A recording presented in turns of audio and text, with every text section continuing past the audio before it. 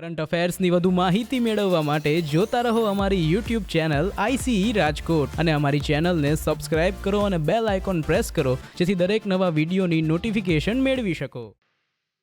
નમસ્કાર વિદ્યાર્થી મિત્રો, ICE ના YouTube ચેનલ પર હું હિરેન સાકરિયા આપ સૌનું હાર્દિક સ્વાગત કરું છું. મિત્રો, આજે આપણે જે કરંટ અફેર્સના ટોપિક પર ચર્ચા કરવાના છીએ એમાં પ્રથમ જોઈએ તો virtual global investor round table. એક જે વિશ્વના ઇન્વેસ્ટર હોય, જે રોકાણકર્તાઓ છે, એની એક રાઉન્ડ ટેબલ મીટિંગ થઈ છે જેની અધ્યક્ષતા પ્રધાનમંત્રી દ્વારા કરવામાં આવી છે. જનરલી આખો મુદ્દો કરંટમાં છે કે ભારતની અંદર હજી રોકાણ જે છે એ વધારવાના મુદ્દે આખી જે મીટિંગ છે એ થયેલી હતી, જેના ઉપર આપણે ચર્ચા કરવાના છીએ. સેકન્ડ છે કરતારપુર સાહેબ કોરિડોર. ઘણા સમયથી મિત્રો ઓલરેડી આ કરંટમાં હતો અને ફરી પાછું કરંટમાં આવ્યું છે. આ જે કોરિડોર છે કરતારપુર સાહેબ, જે ગુરુદ્વારા છે મિત્રો, એ આવેલું છે પાકિસ્તાનમાં અને તાજેતરમાં એક ગલિયારાની શરૂઆત થઈ હતી આપણા ભારતથી લઈને ગુરુદ્વારા સુધી. હવે એ લાસ્ટ ટાઈમ નવેમ્બરમાં શરૂ થઈ હતી, એટલે કે 5 નવેમ્બર 2019માં થયું હતી, એક વર્ષ પહેલા, અને એને માર્ચમાં બંધ કરી દીધી કોરોનાના કારણે. તો આ મુદ્દો છે એ કરંટમાં છે. હવે બંધ કરી છે એ કરંટમાં નથી, પરંતુ શું છે કે આનું જે સંચાલન જે છે એ પાકિસ્તાન દ્વારા એક અલગ સંસ્થાને આપવામાં આવ્યું છે, જેને લઈને આખો મુદ્દો કરંટમાં છે.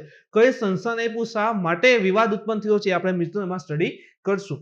એના પછી અગત્યનો મુદ્દો છે અસમના મિયા અને તેની 4 ચપોરી સંસ્કૃતિ.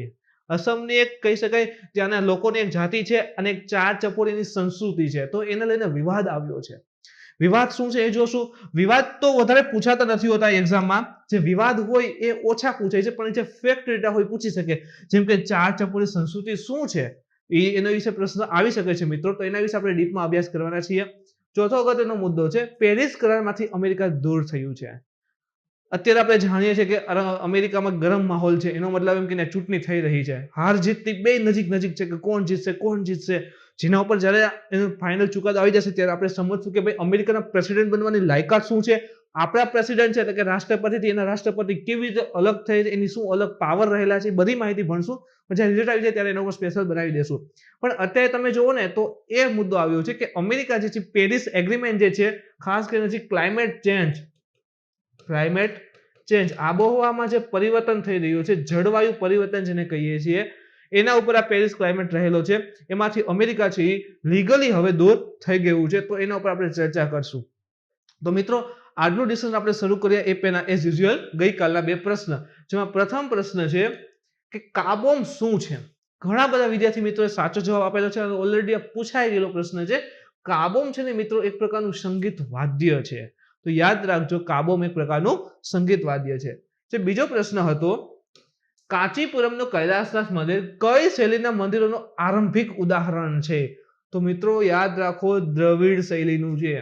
જો તમને મંદિરની જે આર્કિટેક્ચર શ્રેણી જે છે યાદ હોય, ખાસ કરીને ઇન્ડિયન આર્ટ એન્ડ કલ્ચરનો ભાગરૂપે છે મિત્રો, ઇન્ડિયન આર્ટ એન્ડ કલ્ચર માટે ધી બેસ્ટ બુક મિત્રો નીતિન સિંઘાનિયા પણ સાબિત થયેલી છે. નીતિન સિંઘાનિયા ખૂબ વધારે ડીપમાં માહિતી આપેલી છે. તમે જો જે ઇન્ડિયન આર્ટ એન્ડ કલ્ચરમાં જોઈએ તો નોર્થ ઇન્ડિયા જે છે ત્યાં નાગર શૈલીના મંદિરો હતા. સાઉથ ઇન્ડિયા જે છે ત્યાં દ્રવિડ શૈલીના મંદિરો હતા. જો તોરણ ગોપુરમ ને હોય ને, વિમાન ને એ બધું, તો એ પ્રકારે દ્રવિડ શૈલીના મંદિરો હતા. અને જે મધ્ય ભારતનો વિસ્તાર છે ત્યાં બંને નાગરનું પણ સમન્વય જોવા મળે છે અને દ્રવિડનું મળે છે, એ વેસર આવે છે.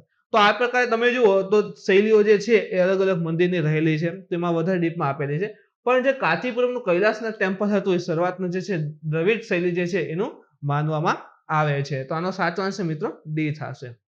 એના પછી આજના જે 2 પ્રશ્નો છે મિત્રો, પ્રથમ છે દરેક ઉચ્ચ ન્યાયાલયમાં ન્યાયમૂર્તિઓની શ્રીની કેટલી સંખ્યામાં નિમવાની સત્તા કોની પાસે હોય. કોઈ પણ ઉચ્ચ ન્યાયાલય હોય એમાં જે જજ હોય છે એને નિમણૂક એટલે કે કેટલા જજ હોવા જોઈએ એની સત્તા કોની પાસે હોય છે, નિમવાની સત્તા કોની પાસે હોય છે. તો 4 ઓપ્શન રહેલા છે, વડાપ્રધાન, રાષ્ટ્રપતિ, રાજ્યપાલ અને સંસદ. તો 4 માંથી કયો સાચો આન્સર આવે છે મિત્રો તમારે કોમેન્ટ કરીને જણાવવાનું છે. જે સેકન્ડ પ્રશ્ન પૂછેલો છે કે નોંગ ક્રેમ ડાન્સ, જો યાદ રાખજો, નોંગ ક્રેમ ડાન્સ નામનો તહેવાર છે એ કયા રાજ્યમાં મનાવવામાં આવે છે, કયા રાજ્યમાં ઉજવવામાં આવે છે. તો તમારી સામે 4 ઓપ્શન રાખેલા છે. ઓપ્શન એ છે સિક્કિમ, ઓપ્શન બી છે ત્રિપુરા, ઓપ્શન સી છે મણિપુર અને ઓપ્શન ડી છે મેઘાલય. તો આ નોન ક્લેમ ડાન્સ છે, ચારમાંથી કયા રાજ્યનો તહેવાર છે કોમેન્ટ કરીને જણાવવાનું છે. તો મિત્રો એ સાથે જ હવે આપણું આજનું ડિસ્કશન શરૂ કરીએ, જેનો પ્રથમ પોઈન્ટ છે virtual global investor round table. જોઈએ શા માટે કરંટમાં છે, તો કે તાજેતરમાં પ્રધાનમંત્રી દ્વારા દેશમાં રોકાણ એટલે કે જે નિવેશ છે એને આકર્ષિત કરવા, દેશમાં નિવેશ છે વિદેશી પૈસો રોકાય અથવા તો આપણે જે અહીંના બિઝનેસમેન જે છે એ પૈસો રોકે અલગ અલગ ક્ષેત્રમાં, તો રોકાણને આકર્ષિત કરવાના ઉદ્દેશ્યથી virtual global investor round table, જેને VGIR કહે છે, એની અધ્યક્ષતા કરી છે. વર્ચ્યુઅલ છે એટલે કે વિડીયો કોન્ફરન્સ થ્રુ આખી મીટિંગ થયેલી હતી. VGIR એટલે કે virtual global investor round table જે છે એ પ્રમુખ વૈશ્વિક સંસ્થાગત રોકાણકર્તા એટલે કે જે વૈશ્વિક રોકાણકર્તા હોય, વિશ્વના અલગ અલગ દેશમાં કોઈ સંસ્થા છે એ રોકાણ કરતી હોય એવા સંસ્થાગત રોકાણકર્તા, ભારતીય ઉદ્યોગપતિઓ અને ભારત સરકાર તથા નાણાકીય બજાર નિયામકોની શીર્ષ નીતિ નિર્ધારણ વચ્ચે એક વિશેષ વાર્તા પ્રક્રિયા છે. એટલે કે ઇન શોર્ટ એમ કહેવા માંગે છે, જે પણ આપણા ઇન્ડિયાના બિઝનેસમેન હોય, કોઈ લોકલ કંપનીઓ હોય અથવા તો વિદેશની કંપની હોય, વિદેશની સંસ્થા હોય, વિદેશના કોઈ પર્ટિક્યુલર વ્યક્તિ હોય અને એને જો ઇન્ડિયામાં અથવા તો એનો બિઝનેસ એક્સપાન્ડ કરવો હોય, તો આ એટલા માટે મીટિંગ હતી કે એ જે બિઝનેસ એક્સપાન્શન માટે જે રોકાણ છે એ ઇન્ડિયામાં આકર્ષિત થાય, એ લોકો જે છે એ કંપની જે છે ઇન્ડિયામાં રોકાણ કરે, એ અર્થે ધ્યાનમાં રાખી અને આજે global virtual investor round table જે કોન્ફરન્સ છે એનું આયોજન કરવામાં આવ્યું હતું. આગળ જોઈએ તેનું આયોજન કોને કરેલું, તો આપણે કીધું કે ભાઈ ખાસ કરીને રોકાણને ધ્યાનમાં રાખીને આયોજન કરવામાં આવ્યું હતું. તો આયોજન કોને કર્યું હતું, તો જે આપણો ફાઇનાન્સ મિનિસ્ટ્રી જે છે, નાણાં મંત્રાલય, એ અને એની સાથે જ national investment and infrastructure fund, national investment and infrastructure fund જેને NIIF ને સંયુક્ત રૂપે કર્યું હતું. એટલે કે મિનિસ્ટ્રી ઓફ ફાઇનાન્સ, નાણાં મંત્રાલય અને NIIF સંયુક્ત રૂપે આ આખો કાર્યક્રમ છે એનું આયોજન કરેલું હતું. આ વાર્તા પ્રક્રિયામાં ભારતના આર્થિક તથા રોકાણના દ્રષ્ટિકોણથી સંરચનાત્મક સુધારને ગતિ આપવા, જો શું કહેવા માંગે છે કે વિદેશથી પૈસો આવશે, અહીં રોકાશે અથવા તો અહીં તમે જો અલગ અલગ ક્ષેત્રમાં પૈસો રોકાશે તો શું થશે કે બિઝનેસ બધું વધશે, ઉદ્યોગ વધશે, એની સાથે જે પણ લોકો જોડાયેલા છે એને રોજીરોટી મળશે, રોજગારી મળશે. તો એ રીતે તમે જો તો ભારતનો જે એરિયા છે એ સક્ષમ થઈ રહ્યો છે, ભારતનો જે વિકાસ છે એ વધી રહ્યો છે. તો આર્થિક તથા રોકાણના દ્રષ્ટિકોણથી રચનાત્મક સુધારાઓને ગતિ આપવી છે, જેથી કરીને ભારતની જે GDP ની બધું છે એમાં વધારો થાય. ઇવન 2024-25 સુધીમાં 5 ટ્રિલિયન અમેરિકન ડોલરની અર્થવ્યવસ્થા ઇન્ડિયાને બનાવવાનું જે સપનું રહેલું છે મિત્રો, જે દ્રષ્ટિકોણ રહે છે એના ઉપર પણ ચર્ચા કરવામાં આવી છે કે 2024-25માં ઇન્ડિયાને 5 ટ્રિલિયન અમેરિકન ડોલરની ઇકોનોમી બનાવી છે, અર્થવ્યવસ્થા બનાવવાની ભારત સરકારની જે દ્રષ્ટિકોણ રહેલો છે એના ઉપર પણ આ નીતિ જે છે અથવા તો જે કહી શકાય કોન્ફરન્સ હતી એમાં ચર્ચા કરવામાં આવેલી છે. આગળ જોઈએ તો વિશેષતા, કોન્ફરન્સ થઈ છે, મીટિંગ થયેલી છે, તો કંઈક ને કંઈક તો વિશેષતા કીધેલી છે કે અમે આ દિશા, ભારતે કીધેલું છે કે અમે આ દિશામાં પગલા લીધા છે, તો જેથી કરીને તમે બધા અહીં આવો રોકાણ કરો. તો એમાં વિશેષતામાં જો એક આત્મનિર્ભર ભારત ઉપર વાત કરવામાં આવી હતી. સૌથી વધારે પાવરફુલ અત્યારે આત્મનિર્ભર ભારત ઉપર રહેલું છે. ભારતની જે વ્યવસાયિક અને શ્રમિક જે કૌશલ રહેલા છે, એની પાસે જે કલા છે મિત્રો, એ કલાને એક વૈશ્વિક વિનિર્માણ મહાશક્તિમાં બદલવાનો ઉદ્દેશ્ય આત્મનિર્ભર ભારતમાં રહેલો છે. આત્મનિર્ભર એટલે આપણે ક્યાંયથી વસ્તુ મંગાવીએ અથવા તો વિદેશ ઉપર ડિપેન્ડ નથી રહેવું, જે પણ ડિમાન્ડ જનરેટ થાય છે, જે પણ ડિમાન્ડ રહેલી છે એ ભારતમાંથી જ ફૂલફિલ થાય, જે પણ વસ્તુની જરૂર છે એ ભારતમાં જ બને, જેથી કરીને ફાયદો થાય તો ઇન્ડિજિનિયસલી. તો એ પ્રકારે તમે જો જે પણ આપણા વ્યવસાયિક અને શ્રમિકો પાસે કૌશલ રહેલા છે એને વૈશ્વિક વિનિર્માણ મહાશક્તિમાં, એટલે કે આપણે મેન્યુફેક્ચર કરી અને વિદેશમાં એક્સપોર્ટ કરતા થઈએ, એ પ્રકારે મજબૂત રીતે વિકાસ કરવા ઉપર ભાર આપવામાં આવેલો છે અને એને જ આપણે આત્મનિર્ભર ભારત કહીએ છીએ. કે ઉત્પાદન આપણે જ લેશું, જે પણ વસ્તુ અત્યારે આયાત કરીએ છીએ એને ધીરે ધીરે ઘટાડી એનું આપણે ઉત્પાદન વધારશું, ઉત્પાદન વધારી અને એક સમય એવો આવવો જોઈએ કે આપણે નિકાસ કરતા થવા જોઈએ. તો એ જ આત્મનિર્ભર ભારતનું સપનું રહેલું છે. પછી એક છે ESG સ્કોર. હવે એ શું છે તો કે ભારતમાં E ઉપરથી એન્વાયરમેન્ટ, S ઉપરથી સોશિયલ અને G ઉપરથી ગવર્નન્સ એટલે કે શાસન, પર્યાવરણ, સમાજ અને ગવર્નન્સ એટલે શાસન. તો આ ત્રણને ધ્યાનમાં રાખી અને જે પણ સ્કોર હોય છે તેમાં ઉચ્ચ રેન્કિંગ વાળી કંપનીઓ જે છે એ આપણી પાસે હાજર છે. એટલે કે પર્યાવરણને પણ ધ્યાનમાં રાખતી હોય, સમાજને પણ ધ્યાનમાં રાખતી હોય અને શાસન વ્યવસ્થા છે એને પણ ધ્યાનમાં રાખતી હોય. તો ત્રણને ધ્યાનમાં રાખી અને જે પણ સ્કોર આવતો હોય કંપનીમાં, એમાં જે કંપનીના ઊંચા સ્કોર છે એ પ્રકારની કંપની પણ ભારતમાં હાજર છે. એટલે કે કહી શકાય કે સારામાં સારી જે કંપનીઓ છે એ ભારત પાસે ઓલરેડી રહેલી છે. આગળ જોઈએ national infrastructure pipeline, NIP, national infrastructure pipeline શું છે? તો કે તે ભારતમાં વિભિન્ન સામાજિક તથા આર્થિક મૂળભૂત ઢાંચામાં પરિયોજનાઓમાં $1.5 ટ્રિલિયન ના રોકાણની મહત્વાકાંક્ષી યોજના છે. અલગ અલગ સામાજિક તથા આર્થિક ઉદ્દેશો ફૂલફિલ કરવા માટે જે પણ આપણો મૂળભૂત ઢાંચો છે એને સક્ષમ બનાવવા, એને વધારે મજબૂત બનાવવા માટે એના લઈને યોજનાઓ શરૂ કરવામાં $1.5 ટ્રિલિયન ના રોકાણની એક મહત્વાકાંક્ષી યોજના રહેલી છે, જેનું નામ છે નેશનલ ઇન્ફ્રાસ્ટ્રક્ચર પાઇપલાઇન. જેથી કરીને આપણો જે મૂળભૂત ઢાંચો જે છે, સમાજનો જે ઢાંચો રહેલો છે એમાં પરિવર્તન આવે, એમાં સુધારો આવે અને એને મજબૂત કરી શકાય. તો એવા ઉદ્દેશથી આખી $1.5 ટ્રિલિયન ની આ એક મહત્વાકાંક્ષી યોજના રહેલી છે, જેનો ઉદ્દેશ્ય દેશમાં તીવ્ર ગતિથી આર્થિક વિકાસને વધારવો અને ગરીબી ઘટાડવાનો છે. કીધું ને, મૂળભૂત ઢાંચો જે છે એને મજબૂત કરવો છે. મૂળભૂત ઢાંચો મજબૂત થઈ જશે એટલે કે જે પણ બેઝિક જરૂરિયાતો છે એ દરેક વ્યક્તિ સુધી પહોંચી જશે. તો તમે જો ગરીબી જે છે એ ઘટી જશે, બેરોજગારી ઘટી જશે, પોષણનો જે પણ પ્રોબ્લેમ રહેલી છે એ ઘટી જશે, શિક્ષાનો દર છે એ વધી જશે. તો આ બધી સુધારો આવશે. હવે આ બધા સુધારો આવશે તો એની ઇનડાયરેક્ટ ઇફેક્ટ ક્યાં આવશે? ઇકોનોમી ઉપર. તો આપણો જે આર્થિક વિકાસ છે એમાં પણ વધારો જોવા મળશે. તો આ હતું મિત્રો નેશનલ ઇન્ફ્રાસ્ટ્રક્ચર પાઇપલાઇન ઉપરની વાત. હજી આ જ પોઈન્ટમાં આપણે આગળ વધીએ તો આ વાર્તાલાપની અંતર્ગત વિનિર્માણ એટલે કે મેન્યુફેક્ચરિંગ, વિનિર્માણ ક્ષમતામાં સુધારા તથા ઇઝ ઓફ ડુઇંગ બિઝનેસ જે છે માટે શરૂ કરે પહેલો. હવે ઇઝ ઓફ ડુઇંગ બિઝનેસ છે અથવા તો જે મેન્યુફેક્ચરિંગ સેક્ટર છે એમાં સુધારા કરવા માટે જો સરકાર શું કરતી હોય કે આ બધા સેક્ટરને સૌથી સરળ વસ્તુ કે છે, જેમ કે ટેક્સ માટે હોય તો one nation one tax system, એક તો જીએસટી. તો આ પ્રકારની વ્યવસ્થા લેવું છે. આના સિવાય તમે જો તો નીચે આ કોર્પોરેટ ટેક્સ છે, જેથી કરીને કંપનીઓ ભારતમાં આકર્ષિત થશે. ટેક્સની સિસ્ટમ સહેલી કરી નાખી છે.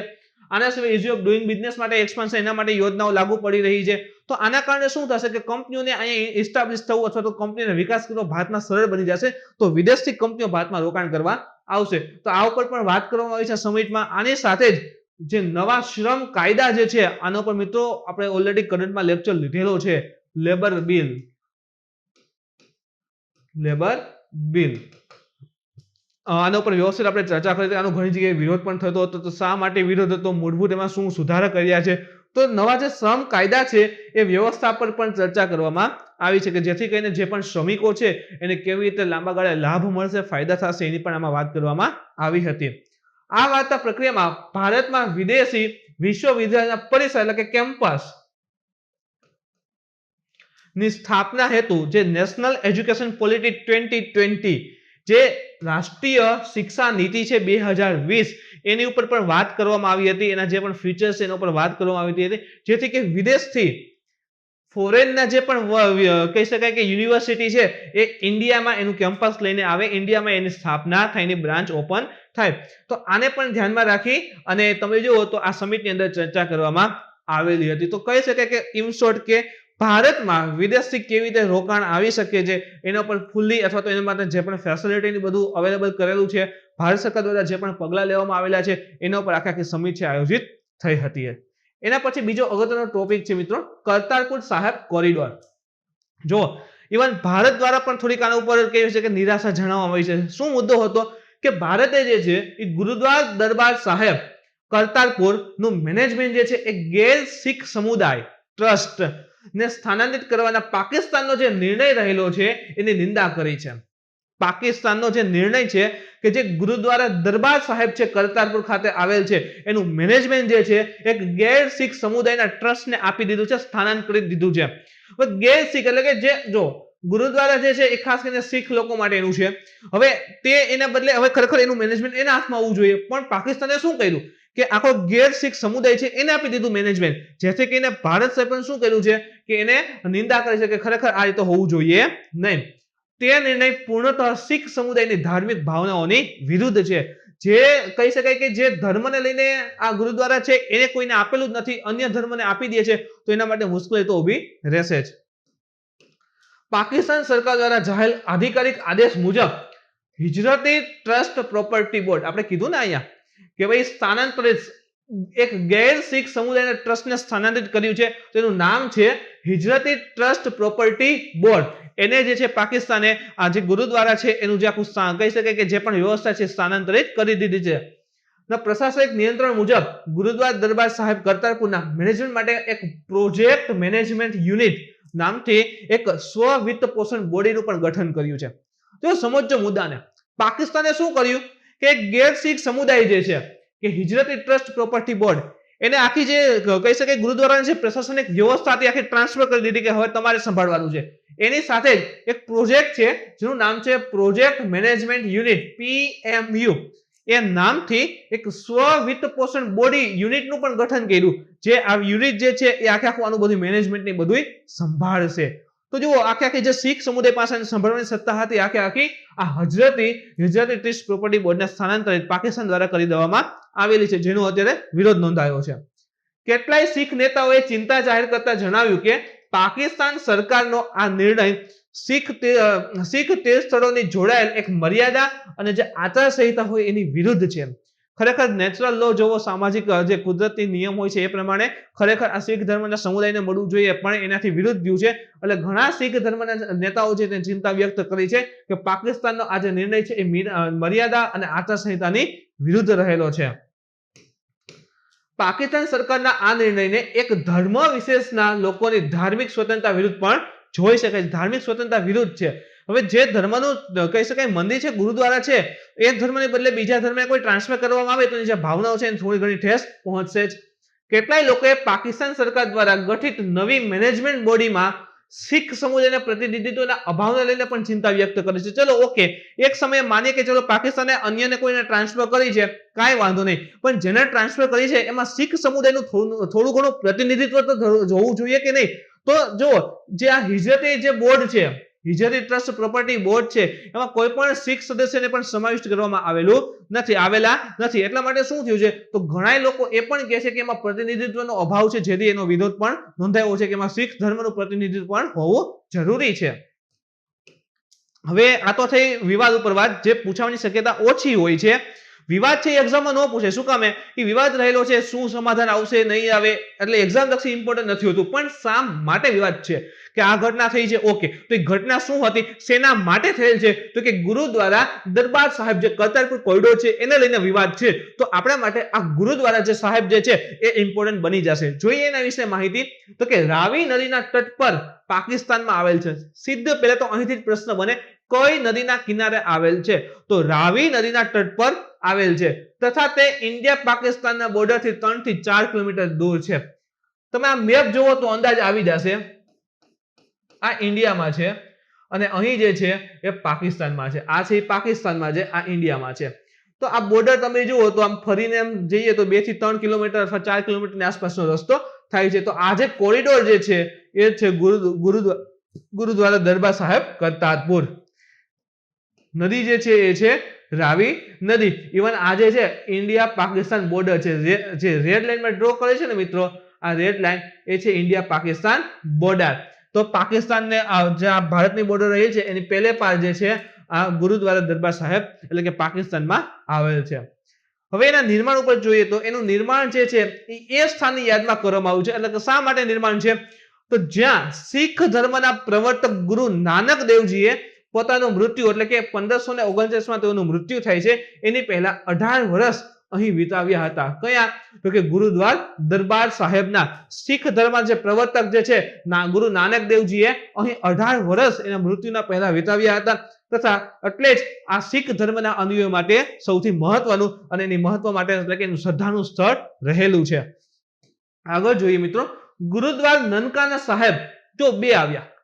અહીં છે ગુરુદ્વાર દરબાર સાહેબ અને અહીં છે ગુરુદ્વાર નનકાના સાહેબ. હવે નનકાના સાહેબ જે ગુરુદ્વારા છે મિત્રો એ પણ પાકિસ્તાનમાં જ છે, પણ એના વિશે ઇન્ફોર્મેશન જોઈએ શા માટે ઇમ્પોર્ટન્ટ છે. તો ગુરુદ્વારા નનકાના સાહેબ પછી ગુરુદ્વારા દરબાર સાહેબ શીખ ધર્મનું બીજું સૌથી પવિત્ર સ્થળ માનવામાં આવે છે.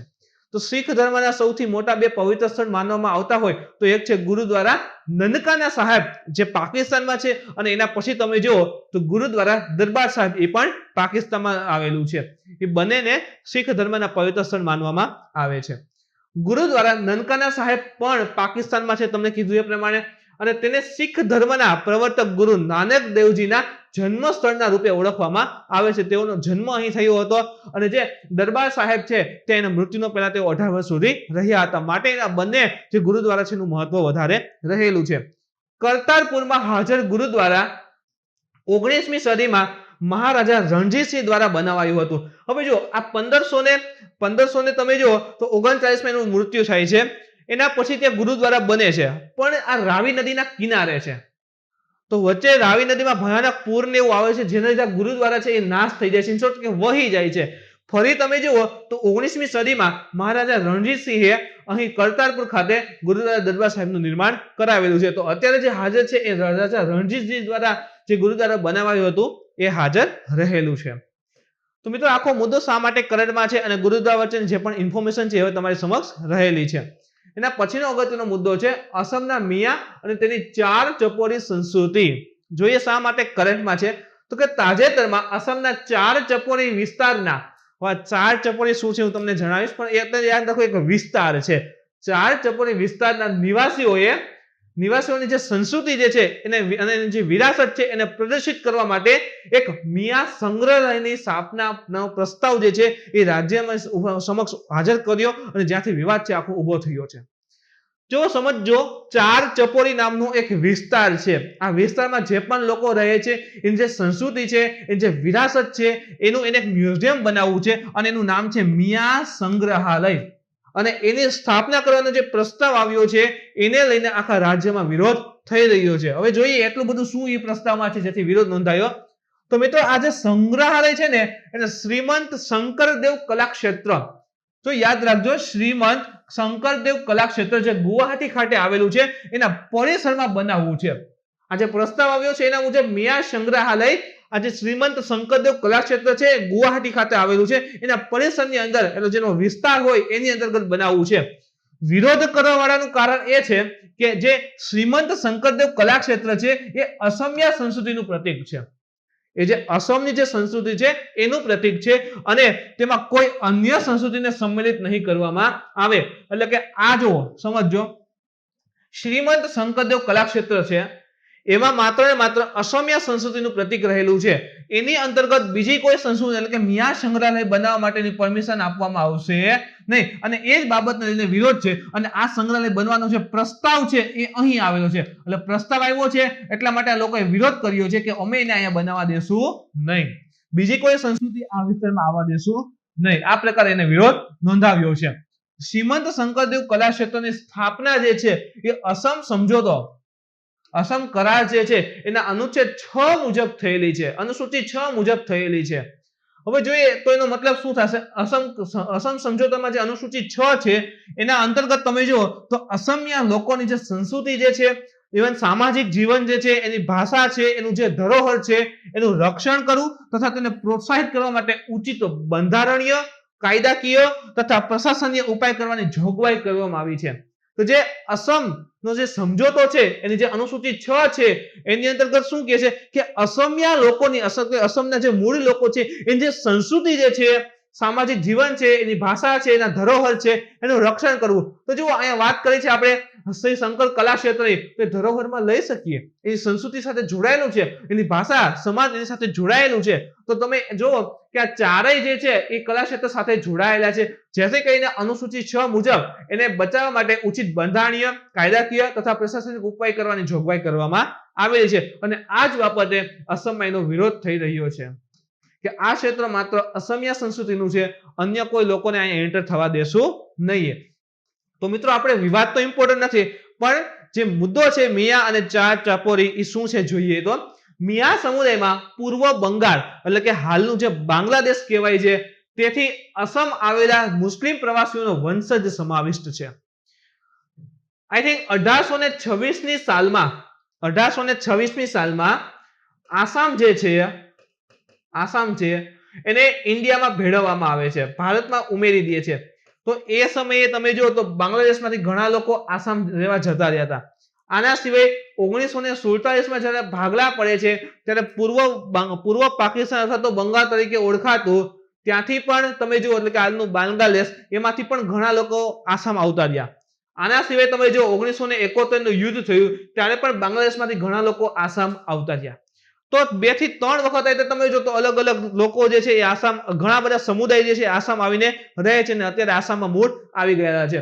તો જે મિયા સમુદાય કહેવાય છે મિત્રો એ પણ એ પ્રકારનો છે કે મૂળ બંગાળમાં રહેતા અને પછી તમે જુઓ તો ત્યાં વર્ષોથી રહે છે એટલે કે મુસ્લિમ પ્રવાસીઓના વંશજ છે એમાં સમાવેશ છે, જેને અપમાનજનક રીતે બોલાવવામાં આવે છે, તેને અપમાન જેવા શબ્દોથી બોલાવે છે. શું કહેવાય? તો આ અસમના લોકો એવું માને છે કે અસમના ઘણા લોકો એવું માને છે કે મૂળ બાંગ્લાદેશથી આવેલા છે, તે અહીંની મૂળ સંસ્કૃતિ નથી, એટલે એને અપમાનજનક શબ્દથી બોલાવવામાં આવે છે. એક્ઝામ્પલ કે બાંગ્લાદેશીને એ રીતે અપમાન કરીને બોલાવે છે.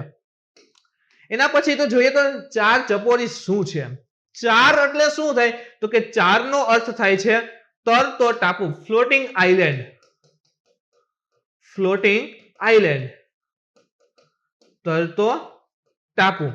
તથા ચપોરી એટલે શું થશે? તો કે પૂરથી પ્રભાવિત નદી તટના નજીકના નીચલો વિસ્તાર હોય તો એને ચપોર કહેવામાં આવે છે. કેવી રીતે? ધારો કે આ રીતે એક નદી વહે છે. આ નદીમાં જે છે ધારો કે અહીં એક ટાપુ છે આ રીતના, તો ટાપુને કહેવામાં આવે છે ચાર. હવે આ નદી તટની નજીક ધારો કે અહીંયા જે વિસ્તાર જે છે સોસાયટી હોય નાની એવી વિસ્તાર જે બનેલા હોય તો એને શું કહેવામાં આવે? ચપોરી. હવે જ્યારે પણ નદીમાં પૂર આવે તો આખો વિસ્તાર પ્રભાવિત તો થવાનો છે. તો ઘણીવાર એવું બને કે આ જે વિસ્તાર હોય ને વચ્ચે જે ટાપુ તરતો હોય તો નદીમાં પૂર આવે તો એના લીધે શું થાય કે આ વિસ્તાર છે તરતો આગળ આવીને અહીંયા સેટ થઈ જાય, કિનારે આવી જાય. તો ચાર છે શું બની ગયો? હવે ચપોરી બની ગયો. અને ઘણીવાર એવું બને કે બહુ વધારે પૂર આવે તો આટલો વિસ્તાર છે તૂટી જાય અને તૂટીને એક ટાપુ તરીકે તરવા મળે અને નદી છે તો પહોળી બની જાય. તો એક સમયે ચપોરી હતો એ ચાર બની ગયું, ચાર હતો એ ચપોરી બની ગયું. તો તમે જુઓ એટલા માટે એને ચાર ચપોરી કહેવામાં આવે છે. ફરી એકવાર તમને જણાવી દઉં મિત્રો, ધારો કે નદી હોય, અહીંયા એક ટાપુ આમ ફરે છે, હવે ફ્લોટિંગ છે, નદીમાં તરે છે એટલે શું કહેવાય છે? ને ચાર કહેવાય છે. અને નદીના કિનારે કોઈ વિસ્તાર રહેલો હોય તો એને આપણે કહીએ છીએ ચપોરી. પણ ધારો કે નદીમાં પૂર આવે તો શું થાય? તો ધારો કે આ ચાર જે છે ફ્લોટિંગ ટાપુ છે અને કિનારે પાસે આવીને ભેગો થઈ જાય છે, સેટ થઈ જાય, જોડાઈ જાય છે. તો એક સમયે ચાર હતો, હવે શું થઈ ગયો? કિનારે આવીને વિસ્તાર બની ગયો તો એને ચપોરી કહેવાય. અને ધારો કે અહીંયા બહુ મોટું પૂર આવે તો આ જે નદીનો સાઈડનો વિસ્તાર છે તૂટી જાય છે અને આ વિસ્તાર છે આમ તરવા લાગે છે આગળ જઈને, તો આ શું થશે? ચપોરી હતો એ હવે ચાર બની ગયું. ચાર ચપોરી એકબીજાના સંબંધમાં ધરાવે છે અને આ રીતે એનો ઉલ્લેખ થાય છે. જોઈએ એના વિશે. પૂરથી પ્રભાવિત આ ક્ષેત્રને નિમ્ન વિકાસ સૂચકાંક દ્વારા ચિહ્નિત કરાવેલ છે. આ વિસ્તારનો જે વિકાસ છે ખૂબ જ ઓછો થયેલો છે તથા 80% આબાદી જે છે એ બિલો પોવર્ટી લાઈન, ગરીબી રેખાની નીચે જીવે છે. બિલો પોવર્ટી લાઈન, 80% ની આબાદી છે ગરીબ રેખાની નીચે જીવે છે. તમે જો શરૂઆતમાં એનો ફોટો પણ બતાવેલો હતો. આ રીતે તમે જુઓ તો આ નદીનો વિસ્તાર છે, આવા નાના નાના વિસ્તાર છે નદીના કાંઠે એવું બનેલું હોય તો એને ચપોરી કહેવામાં આવે છે. અને જો નદીના વચ્ચેના ભાગમાં એટલે ટાપુ બનેલા હોય તો એને ચાર કહેવામાં આવે છે. તો આ મિત્રો ચાર અને ચપોરી. અહીંના લોકો છે ખૂબ વધારે ગરીબ છે, શિક્ષાનું સ્તર પણ એટલું બધું એમાં રહેલું નથી. એટલે ઇન શોર્ટ એમ કહી શકે કે મોસ્ટ ઓફ એટલે કે 80% જે વસ્તી જે છે એ ગરીબી રેખાથી નીચે જીવે છે. UNDP, United Nation Development Programme, યાદ રાખજો, United Nation Development Programme, Assam માનવ વિકાસની 2015 ના રિપોર્ટની અંતર્ગત તમે જુઓ તો ચાર ક્ષેત્રોની ત્યાં ઓળખ કરવામાં આવી હતી. આ ચાર ક્ષેત્રોની ત્યાં સંચાર સુવિધાનો અભાવ, જે સંચાર સુવિધા હોય, જે કોમ્યુનિકેશન સિસ્ટમ હોય એનો અભાવ રહેલો છે. આની સાથે પ્રાથમિક શિક્ષાથી આગળ પર્યાપ્ત સ્કૂલી શિક્ષા હોય એનો અભાવ છે. પ્રાથમિક શિક્ષા પૂરી થઈ શકે એટલું છે, એનાથી આગળ જો પ્રાથમિક બદલે માધ્યમિકમાં એમાં જવું હોય તો એના માટે જે પણ સિસ્ટમ જોઈએ, જે પણ એજ્યુકેશન સિસ્ટમ જોઈએ એનો અભાવ ત્યાં જોવા મળે છે. સ્કૂલ આગળ છે નહીં. આના સિવાય બાળ વિવાહની પ્રોબ્લેમ ત્યાં છે, ગરીબી અને અશિક્ષા વગેરે જેવા ચાર ક્ષેત્ર જે છે એની ઓળખ કરી હતી અને એના રૂપમાં કીધેલું હતું કે ખૂબ જ આ રીતે ચારના ક્ષેત્ર ખૂબ જ આ ભાગ જે છે આ વિસ્તાર છે એ પાછળ રહી ગયેલો છે. એના પછી મિત્રો જે અગત્યનો મુદ્દો છે એ છે પેરિસ કરારમાંથી અમેરિકા દૂર થયું છે. તાજેતરમાં યુએસએ ઔપચારિક રીતે આબોહવા પરિવર્તન પર નિયંત્રણ કરવા સંબંધિત જે પેરિસ ક્લાઇમેટ સંધિ રહેલી છે એમાંથી એમાંથી દૂર થયું છે. હાલમાં 2015 ના પેરિસ કરારમાં 189 સદસ્યો પણ સમાવિષ્ટ છે. તો આબોહવા પરિવર્તન જે થઈ રહ્યું છે, આબોહવામાં ફેરફાર થઈ રહ્યા છે, એક્ઝામ્પલ તરીકે ગ્રીન હાઉસ ગેસીસનું પ્રમાણ વધી રહ્યું છે. આની સાથે જ ગ્લોબલ વોર્મિંગ, વૈશ્વિક તાપ વૃદ્ધિ જેને આપણે ગ્લોબલ વોર્મિંગ પણ કહીએ છીએ. ગ્લોબલ વોર્મિંગ એક આ છે. આના સિવાય ગ્રીન હાઉસ ગેસીસ જે છે, તો આ પ્રકારે આબોહવાને જે પણ નુકસાન કરી રહ્યા છે એને અટકાવવા માટે અને ધીરે ધીરે રિકવર કરવા માટે આ પેરિસ ક્લાઇમેટ સંધિ રહેલી છે, જે 2015 માં હતી અને હાલ એમાં કુલ 189 સદસ્ય છે, જેમાંથી યુએસએ દૂર થયું છે. આની પહેલા યુએસએ જે છે યુનેસ્કો માંથી પણ દૂર થયું હતું. યુનેસ્કો જે છે એમાંથી પણ દૂર થઈ ગયું છે અને હાલ જે છે પેરિસ ક્લાઇમેટ સંધિ જે છે એમાંથી પણ દૂર થયું છે. જોઈએ આગળ વિશે પેરિસ સમજોતા વિશે. આબોહવા પરિવર્તન પર નિયંત્રણ માટે એક આંતરરાષ્ટ્રીય કરાર છે, એટલે કે એમાં ઘણા બધા દેશો એમાં ભાગ લીધેલો છે તથા તે વૈશ્વિક ગ્રીન હાઉસ ઉત્સર્જનને ઘટાડવા હેતુ એક સમાન લક્ષ્ય નિર્ધારિત કરવા માટે આશરે 200 દેશોને એક સાથે લાવે છે. આશરે 200 કીધેલા છે, એટલે ઘણા દેશ એવા હોય સાઇન નથી કરી પણ કેવું કે એમાં ભાગ લેતા હોય, ઓબ્ઝર્વર સ્ટેટસ તરીકે ભાગ લેતા હોય, કે એનો ભાગ ને પરમેનન્ટ નથી કે કઈ પણ મત દેવાની વારો આવે તો મત નો આપી શકે, પણ જે પણ હોય એમાં બેસીને ચર્ચામાં ભાગ લઈ શકે.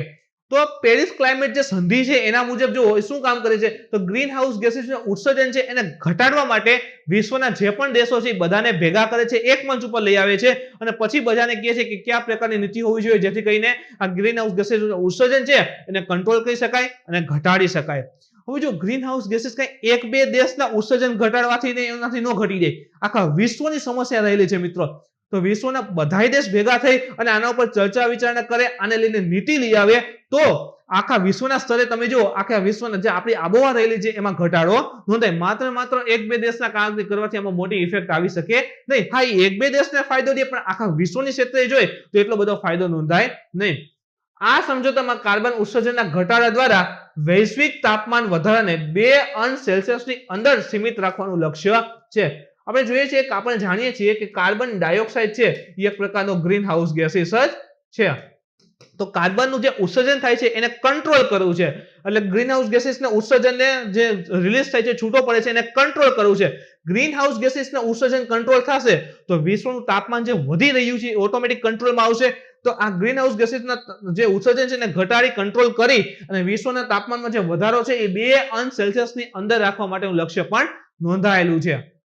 આગળ જોઈએ એમાં આ ઉદ્દેશ્યને પૂર્ણ કરવા હેતુ આ ઉદ્દેશ્ય પૂર્ણ કરવા માટે પ્રત્યેક દેશે તેના ગ્રીન હાઉસ ગેસીસને અને એના ઉત્સર્જનને સીમિત કરવા વાળી કાર્ય યોજનાઓ લાગુ કરવાનો સંકલ્પ લીધો છે.